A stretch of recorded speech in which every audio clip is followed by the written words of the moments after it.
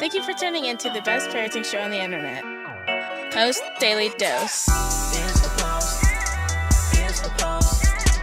It's the Post. The Post Daily Dose. It's the Post.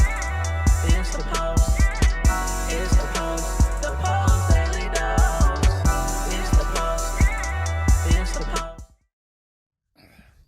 Hey, good afternoon, Facebook family. Welcome to another episode of Post Daily Dose with me, your trusted parenting advisor, faithful guide and servant on the healing journey. What's my name? Big Papa Brian+Post. I hope all of you are having a fantastic day.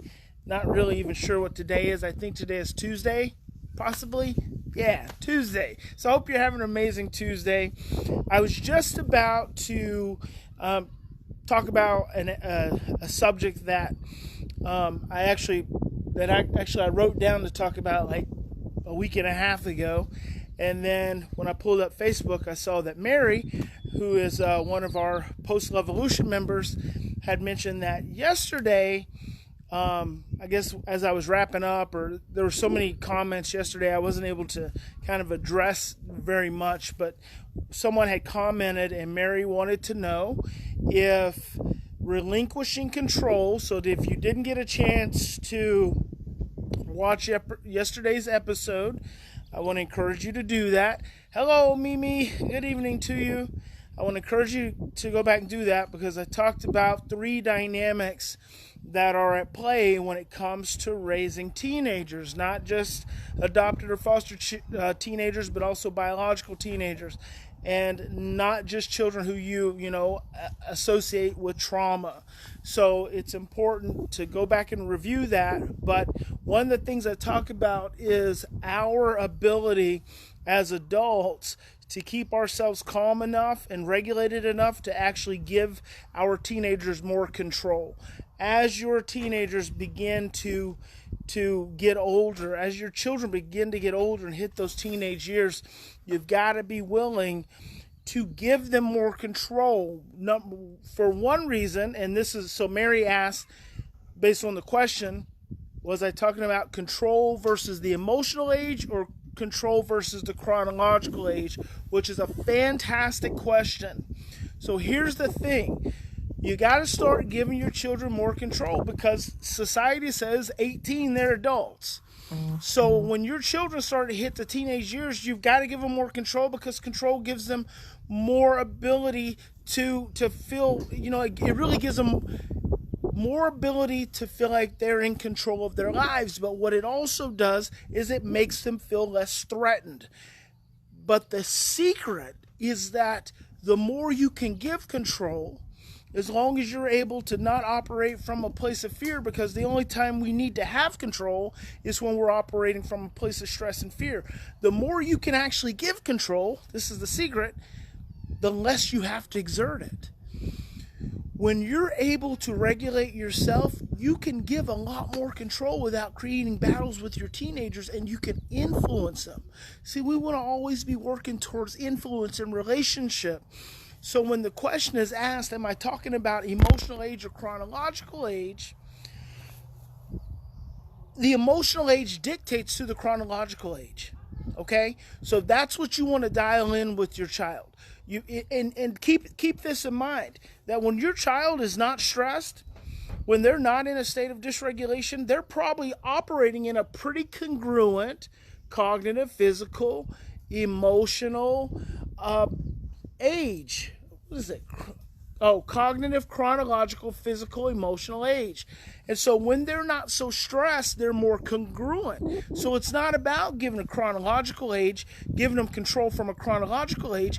It's about acknowledging the emotional age. See, when you can acknowledge the emotional age, when you can keep the emotional age in your own mind, like in the top of your mind, then number one, it lowers your own stress. Number two, what it does is, you guys, I've got a studio audience today. Let me show you my studio audience participant. Wave, studio audience. You guys see my studio? They're just sitting out in the yard, having themselves a good time. Sorry, I don't have any popcorn for you guys. That's all right. So you've got to see the emotional age. When you see the emotional age, it doesn't allow you to get so overwhelmed and get so stressed. But you've got, and I was going to say, number two, you realize in that moment that the emotional age is actually dictating to everything else. And so you're not creating the control battle because what you're wanting to do is to remove yourself from being the threat. That is really the key. If relationship is the most important thing, there's a situation occurring, your child is stressed, therefore they're constricting into survival and they're wanting to have control. I'm going to say that again. They become stressed, they constrict into survival, and they want to have control. If you become stressed and you constrict into survival, then you're going to want to have control. There ensues a control battle, right? Even so it's such a great question that Mary brought up, because the reality is when we're stressed as adults, we regress. So ask yourself that question. Where are you at emotionally when you're stressed? When you're locked in a control battle with your child, where are you actually functioning from? Where are you operating from? Because that's really the more important thing. You're not operating from your adult brain, from your prefrontal cortex. You're operating from your lower limbic system. And in your lower limbic system is all your stress and all your trauma and all your pain and all your fear. So when you can calm that lower limbic system, the whole idea about giving control is not about letting children just do whatever they want to do, even though there will be some circumstances where your teenage children are going to go out and they're going to make a bad decision and you don't want them to be able to do it. The whole key is being able to not be a threat. And so I could back up and I could say, you know what? You want to go. I don't want you to go. I'd like for you to stay. But I understand that you feel like you need to go. And if you need to go, I mean, there's nothing I can do about it, but I'll be here when you get back, and I hope you'll be safe, and I love you, and I'll see you when you get back. And you turn around. That's me giving control, but having a total amount of influence. Because what I'm doing is I'm removing the threat.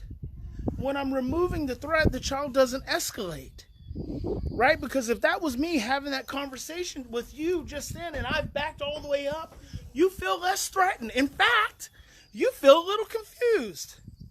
You're not sure what to do. And this is just a little role play, right? This is a little virtual role play. When we're having a disagreement and I back up, I become less of a threat. When I become less of a threat, your brain, your lower limbic system slows down and your thinking brain starts to turn on. And when your thinking brain starts to turn on, you can make better decisions. And at the very least, you can think a little bit more. You can think through just a little bit more about what you want to do or what you should do or maybe what you shouldn't do. That's what I'm talking about when I'm talking about control. And it's not even getting so much into the chronological age or the emotional age. I'll just tell you, if your child's regulated, they're operating from their chronological age. Those are not the moments we're talking about. We're talking about when kids get stressed out and they get overwhelmed. That's when they're operating from their emotional age. You as the adult and as the parent, you have to stay out of your emotional age. Because your emotional age dictates your thinking and dictates your physical and dictates your being. So you've got to be able to regulate and calm yourself. When you can do that, things change. Now, the last thing I want to touch on, and I might actually pick up on this tomorrow, but I want to talk about your blueprints, understanding your teenagers' blueprints.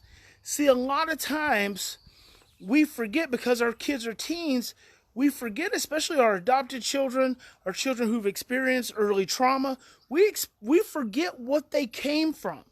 What they experienced from in utero all the way up to 3, 4, 5 years of age. See, a lot of times those can be environments of neglect, those can be environments of stress, they can be environments of abuse. Those blueprints are still waiting to be activated at any given moment, any given time.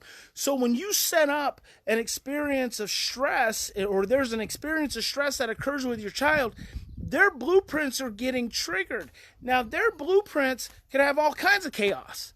And then you realize, then here's the other point of that, is how many parents get so stressed out over their kids, running off. That's a big one. Their kids running off, their kids smoking or drinking when they're not supposed to because they're not of age, or smoking weed these days. That's such a common thing.